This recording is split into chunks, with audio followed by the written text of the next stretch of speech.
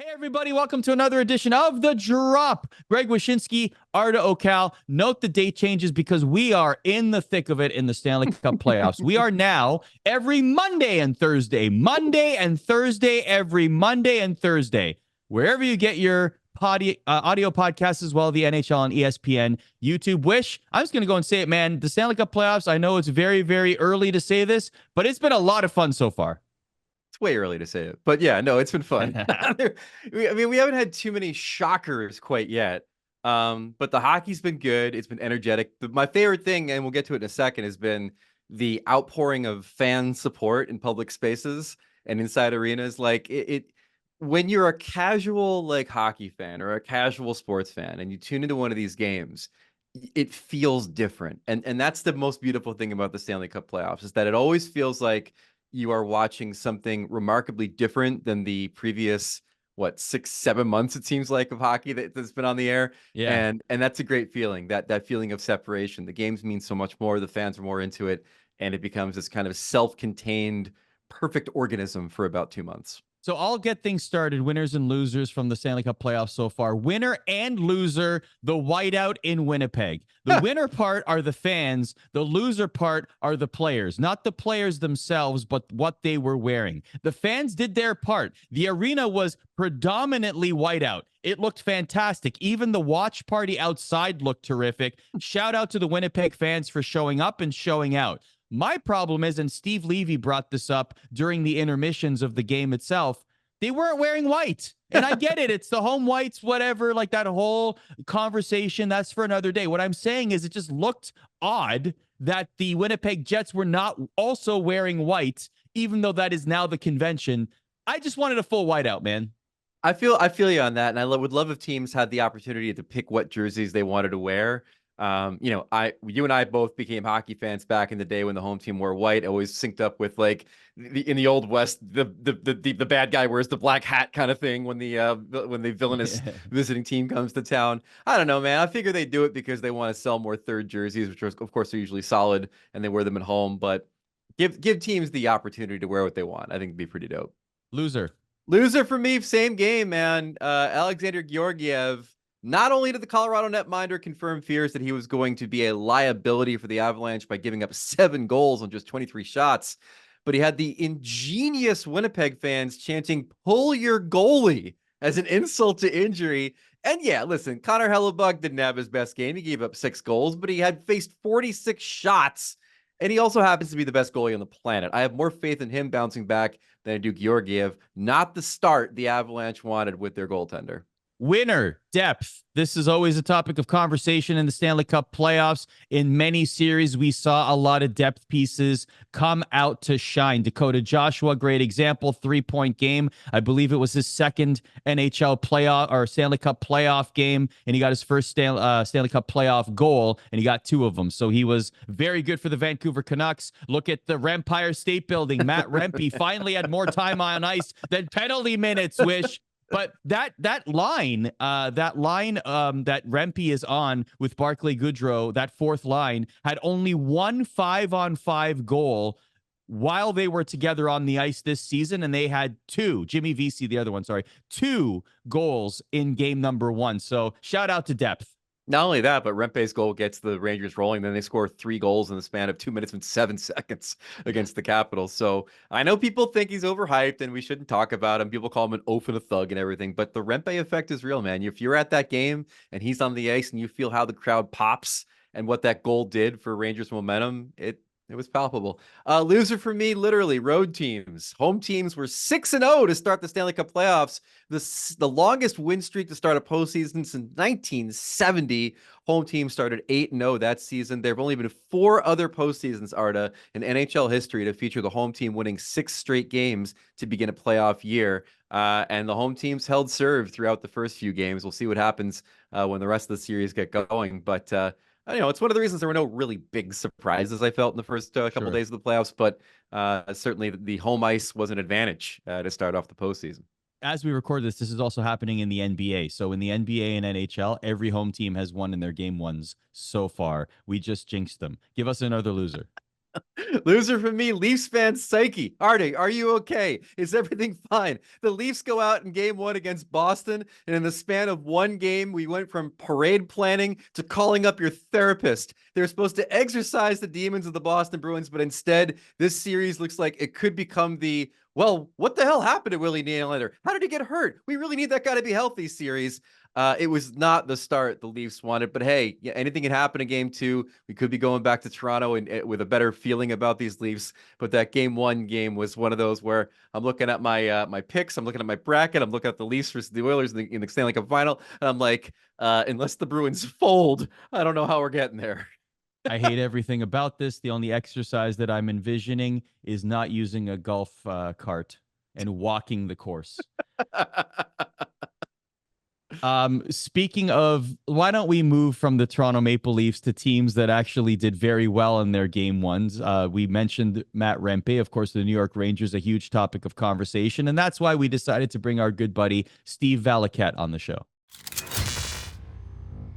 Joining us now on the drop, Stephen Valiquette, the CEO of Clear Sight Analytics and a studio analyst on MSG Networks, along with Henrik Lundqvist. MSG Networks will have complete coverage of every game of round one for the Rangers, as well as exclusive pre and post game coverage for every game, which is kind of cool. You get a little local action there too. Get you on the air talking about the team. Let's talk about the Rangers, man. I was reading your reaction to their game one mud thumping of the Washington Capitals, and you were kind of like telling fans, look, we all see it. We all know what happened. We all can see what's happening with this team right now. Let's just keep our enthusiasm in check. Is this the year for the Rangers, Stephen Valiquette?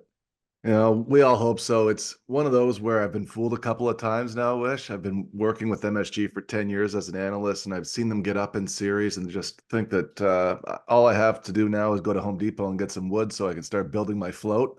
And then it just completely unravels out of nowhere. Like against your Devils last year, I thought I was counting my chickens before they hatched after game two. And so I'm trying to be cautiously optimistic. Yeah. I mean, the thing about him that's so tantalizing right now about trying to be overly enthusiastic about him is you can kind of see the pieces clicking into place for what a championship needs to be, needs to be. I mean, the goaltending is now there. I mean, Igor's playing great.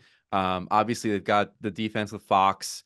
Now the depth at 5-on-5 has improved since the trade deadline with Wenberg, and that fourth line all of a sudden is becoming a force. That fourth line reminds me of those lines that you have in the playoffs, whether it's the grind line in Detroit or the crash line in Jersey. Like, it's the kind of like cult hero line that you could see being celebrated on a stage with the Stanley Cup at the end of the season. It's all kind of clicking right now for them in a way that indicates that this could be something more than it usually is for the Rangers. Well, it felt like it last night when Rempe, of all people, scores the first goal. You know, you're just sitting there like, are you serious? Like, how much better could this be on script? I think that bare bones, what happened this year with this team was 3 areas of weakness became areas of strength, and that was face-off goals, it was forecheck goals, and it was rebound goals, and all of those were on display last night. You look at Panarin's goal, and it was really a forecheck twice. Lafreniere, a very legal hit, rightly not called on that one by the refs, but it's a turnover, and that's when you get teams out of space. And I thought the Rangers did a good job of being patient. My first feeling after this game was it was a mature win for them. They haven't always been the most mature team. I'll be the first one to recognize that. And their biggest issue, and every team has a flaw at this time of year, even though we're down to the 16 best, theirs is off the rush, high danger chances, and specifically at home. These guys want to put on a show, and I get it, because at the beginning of the season, Wish, the team jumps out to 18-4-1, surprises everybody. Yeah. And the one problem at that time was there was a narrative around the team that they weren't scoring enough at 5-on-5. And I've been in the room. I know what guys are like. Panarin's looking around, Zibanejad's looking around. They're like, okay, we love our start, but we're not getting our cookies right now. So we're going to start opening it up. And that's what they did. And they started just getting beat up. You know, the Rangers had a really tough January. And it wasn't until the All-Star break that they turned things back around. But it's really hard to not compete within the locker room for points and not compete against yourself for 5-on-5 points with too much risk in your game. And I think the reason why the Rangers struggle at home, specifically with off the rush chances against, is because they play with too much carelessness. And that's within them. It's their DNA. It's been that way for a while. But last night in the second period, that's where I saw first signs of, all right, we're going to be all right here, because they were very patient through the first period. About 2 minutes left in the second period. They're up 3-1. They had a chance to go for it off the rush. They came back responsibly. You can see Panarin pointing to Trocheck. They got a switch down low. They have layers in the corner. Lafreniere's in the right spot on the wall. They break out. I just thought it was a clean, tidy, mature win. And that's a good one for the very first one of the hopeful of 15 more. For sure. Switching over to the other division, Boston. Obviously, with Ullmark being healthy, unlike last year, and with them giving the baton to Swayman, I mean, the foundation for whatever the Bruins are going to do is that goaltending. And how far do you think it could carry them? Great question and timely one, because we were looking at this morning within the company, and it's Swayman coming back after a great game. Now, he has a great game one. I loved that game, by the way. I watched it. I'm sitting on my couch and I'm just, oh my God, there was 100 hits in the game, right? I didn't love it because I picked the Leafs to come out of the East. I did not love that game. Did. Oh, geez, I'm sorry. I don't think that's going to happen, but I hope it's not money based. No, it's not money. Okay, just pride. Just pride. Just pride. Which is more important anyhow. Yeah. So Swayman coming off of really hot games this year. He hasn't had his best after a great game. That's his one piece of kryptonite. And sometimes it's a mental hurdle for all of us as athletes, but I know what it's like as a goalie. You're coming off an emotional high. It's tough to come down. You can ride that a little too hard and not get back to what's important. And sometimes complacency creeps in. And I've always said one of the hardest things with pro sports is playing with expectations. Now, I think they're going to go back to Ullmark. Is it? I might be off. Has it been announced yet? No, I don't know. And we'll be out this afternoon, so we'll see. If they do go out back to Ullmark, do you think it's because of that very thing with Swayman? I do. I think that you understand the rhythm and theme of your goalies through a season with support of the goalie coach, but they're smart enough internally to know, in my opinion, they should go Ullmark. Okay. As a goalie, what's your reaction when you see a game like the one between the Jets and the Avalanche in game one? 7-6, best goalie in the world gets torched for 6. Georgiev over on the other side of the ice gives up 7. Like, when you're looking at that, whether it's the game itself or the numbers afterwards, like, what is your reaction to seeing a game like that? It was wild. My way into the city from Connecticut for every game is I take the train in. It's the safest way in, and I do a car service on the way home. So I'm in the back. I may or may not have just poured a little Oban 14, and nice. I started watching the game. And I'm like, oh my goodness, what's going on here? Now, I know Georgiev very well, and I've always thought the highest level of competence as far as his game goes. He understands what it takes to be successful. He's got a very deep will to his game. He's a grinder. He's a grinder. I think he's gassed. I don't think he has enough left in the tank, because the way I watch the game from a goalie's perspective or a former goalie's perspective is it's almost like I'm watching the game through a straw. I'm looking at his movements and how he's getting behind the play as the puck moves. And if you look at any sequence where a goalie gets scored on, you bring it back several seconds or 3 touches, and you can see, where did they get behind on the play? Did a screen force them to not beat that pass? The harder you work and the smarter you work before the shot, the easier the shot will be. Every shot was difficult for him last night because he got behind. And physically, when you get behind, it mentally wears on you, because you've got to take shorter routes. You've got to play a little deeper. You've got to change your game. Now he's coming out of a game that he knows very well. He can't play. He can't play his game right now. And quite honestly, he plays a very emotional game as well, and he plays a physically taxing game through the long regular season. They overplayed him this year. I don't know why they overplayed him to the degree they did, but it's going to kill them in the postseason. This sounds like Ottinger 2.0, like what happened with Jake last year, where the Stars 100%. Had to play him so damn much down the stretch just to finish 3rd in the division. And then by the time he gets to the conference final against Vegas, he's gassed. And it sounds like the Georgiev thing is the same situation. There's so many reasons why too, right? Like, it's the way that we play now and the way we sharpen our skates right now as goalies. Everything is hard. It's a hard push. It's a hard stop. It's not the 80s and 90s where guys are cruising around on what we used to have as a cross-cut skate, where you go sideways. Are you familiar with that? No, that wasn't a goalie. Oh, okay, yeah. So there's a cross-cut. You can actually sharpen your goalie skate the other way, and you can really shuffle and slide with ease. You're hovering on the ice. You look like, if you remember, Nabokov was really like that. He'd hover on a magic carpet. I just think it's too much hard work right now for these guys to play a heavy workload like that and be successful in the postseason. Finally, wanted to ask you about probably one of the most interesting goalies that we have in the league right now, because the Edmonton Oilers are the picks of a lot of people to win the cup. They were I think the percentage favorite through Statleets at the very least coming into the postseason to say that they had the odds-on favorite to win the cup, and a lot of the sports books feel the same way. It all comes down to Stu Skinner, man. Is Stuart Skinner a good enough goalie? Does he have what it takes, do you think, to get them through to win a conference and potentially win the cup?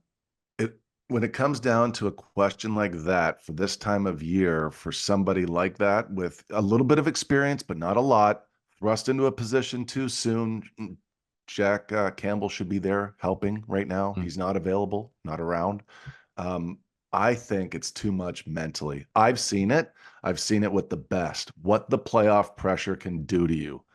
I can't get into detail of everything I've seen behind doors, but I know it eats guys alive. And that's what we don't know. He's got a very nice game, and it's three pillars of goaltending. It's physical. We just talked about Georgiev just pounded physically, so he can't play. It's mental. We don't know where Skinner is mentally until you get through another grind like this with pressure and expectations to win. And it's the technical. And I think he's got the technical game and he's got the physical game.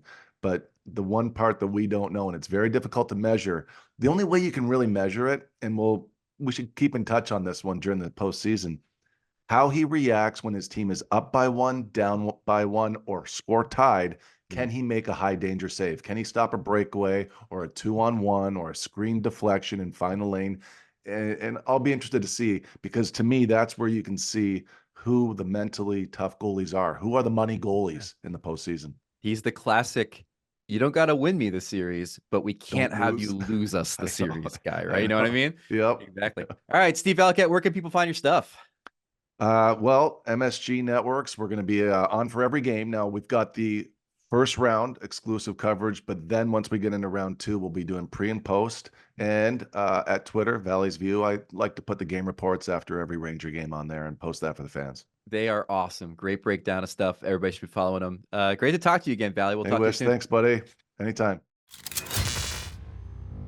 Thanks to Valley for joining, native of Brampton, Ontario, Canada, fellow Canadian. From Canada, we go to the newest NHL market, and that is Utah. You have an update for us, Wish. What's happening? Always Utah news happening now. It's a daily basis kind of thing for the NHL's newest team. Players will be on site this week, Wednesday, I believe, to basically tour the facilities and get introduced to these fans in Salt Lake City as they meet their new hockey heroes. And what a team it is, man. Clayton Keller, Logan Cooley, they've got some players on that roster that are young and good.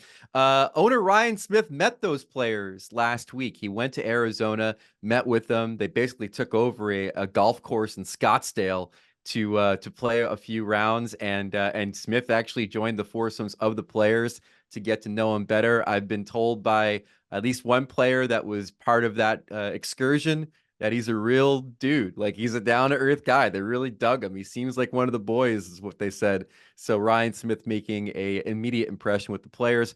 Finally, Arda, in the news that we're all tracking, our friend Clark Rasmussen of DetroitHockey.net, he is the guy that is always on the case when it comes to what these new teams might be called. He sussed out Golden Knights when Vegas came into the league. He figured out Kraken. He's been on the Utah case. And here's what we know. The names that have been trademarked within the last week and a half since the Arizona Coyotes relocation news broke: Utah Blizzard, Utah Venom, Utah Fury, Utah Yetis, Utah Outlaws, Utah HC, Utah Hockey Club.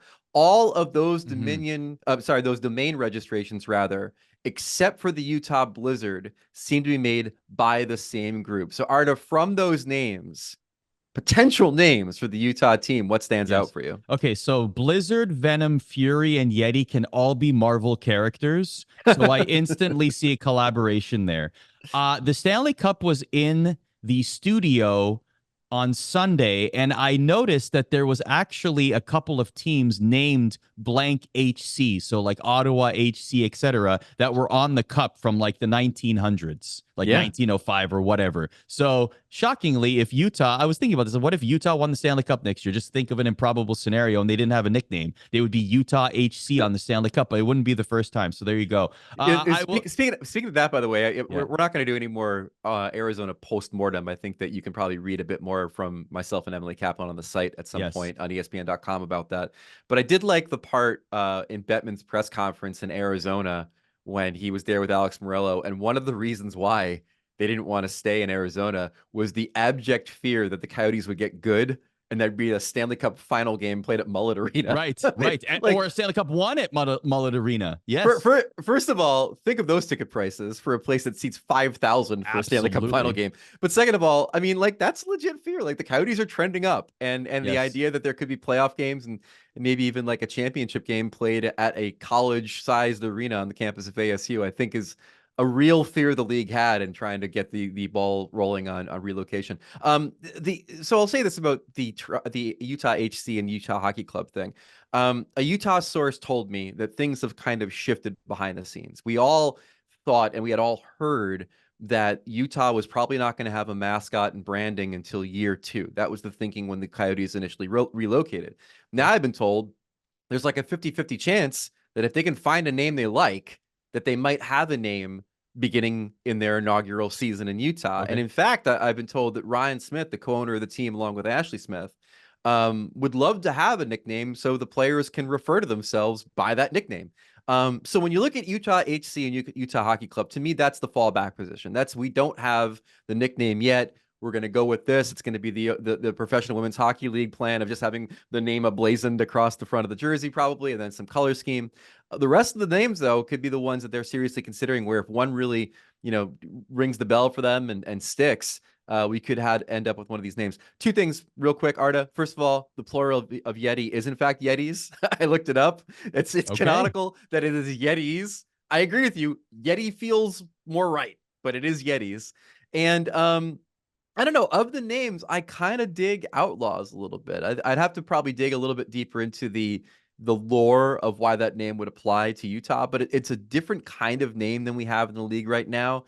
And you can certainly have some cool ass branding along with the Utah Outlaws being your name. I like that a lot. I agree with you. I think that's the strongest name of the bunch. I will say, if it does become the Yetis, we absolutely need guest commentary from Tony Schiavone. The Yeti! The Yeti! Well, the other thing, too, is like that to me signals an immediate rivalry with a local geographic rival, the Colorado Avalanche, who still have the Bigfoot foot on their shoulder pad. Yeti versus Bigfoot. You could find no greater rivalry, assuming that they are, in fact, two different beasts, which I think they are, right? The Bigfoot was in the forest. And the Yeti is in the mountains. Yeah. So I think they are two different beasts. Completely different. Nothing to do with the one has nothing to do with the other. Let us know in the comments which name you prefer the most, or if you have another name that the Utah team should have. Throw it in the comments. We will engage as well. Enjoy the Stanley Cup playoff games. We are in the thick of it. It's awesome. It's been a lot of fun so far, like we said at the top of the show, and we'll only get better. And remember, we are here every Monday and Thursday, wherever you get your audio podcasts, as well as the NHL and ESPN YouTube, which means we'll see you on Thursday. Bye.